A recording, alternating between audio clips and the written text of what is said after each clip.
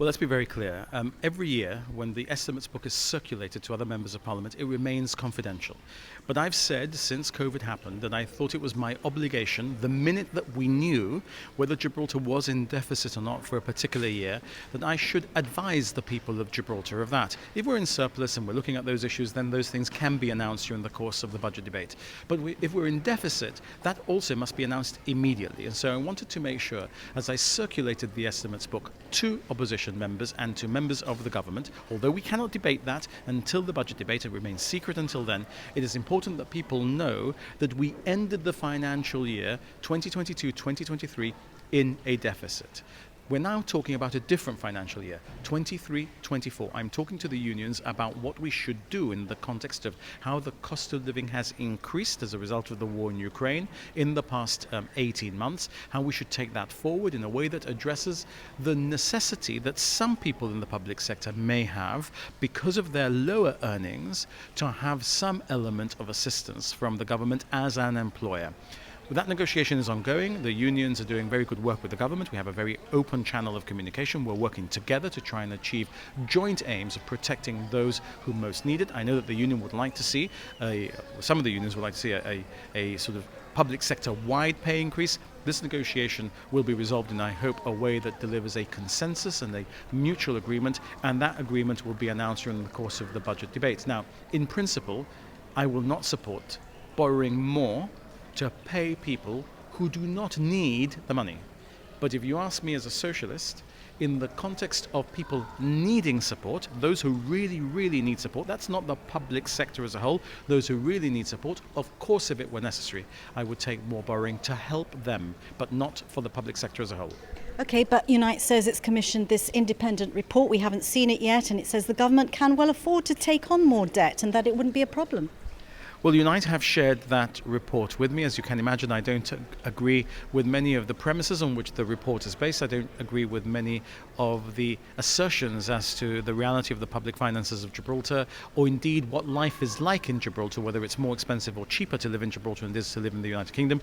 The government has an analysis of that we update every year. We think that the report is flawed. I've shared those views with Unite the Union when we've discussed the report, but that doesn't mean that we cannot come to a negotiated outcome between the government, Unite the Union, the GGCA and the Teachers Union, which deals with public sector issues, in particular those who I need in the public sector as a result of the increased cost of living, and in a way that can be seen as a consensus, which is what I would like to be able to announce going forward. Well, Unite's Stuart Davis has a hypothesis that the government will be receiving a portion of that money back anyway and that it would stimulate the economy.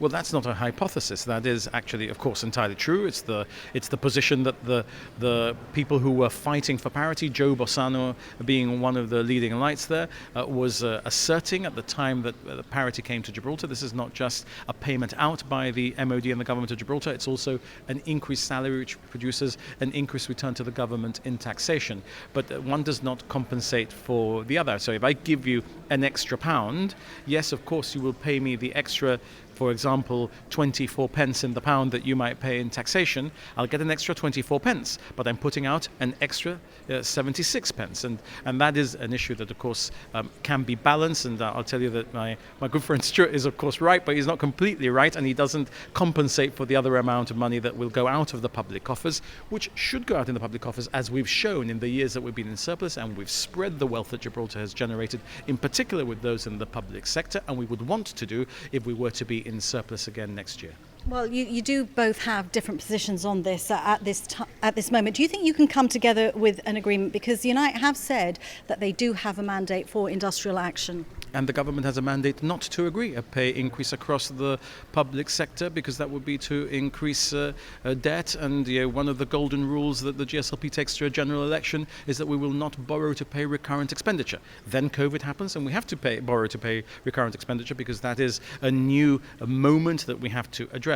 So look, we both got a mandate to sit down at the table and argue hammer and tongs until we can come to a consensus agreement, which I hope will work for everyone. So it seems clear no no pay rise across the public sector, but potential help for those who really need it? I think what is clear is that we're going to sit down to try and reach a consensus that enables us all to satisfy the things that we are genuinely defending because they matter to us, because they are genuinely the right thing to defend, the integrity of the public purse, turning Gibraltar back into surplus, moving away from deficit, and that what none of us must do is to fall into the trap of answering questions like that in the way that you want me to answer, which is yes or no, when we want to move forward in a way that delivers consensus and the best for everyone who works in the public sector and everyone who is responsible for the public finances in Gibraltar. But good try.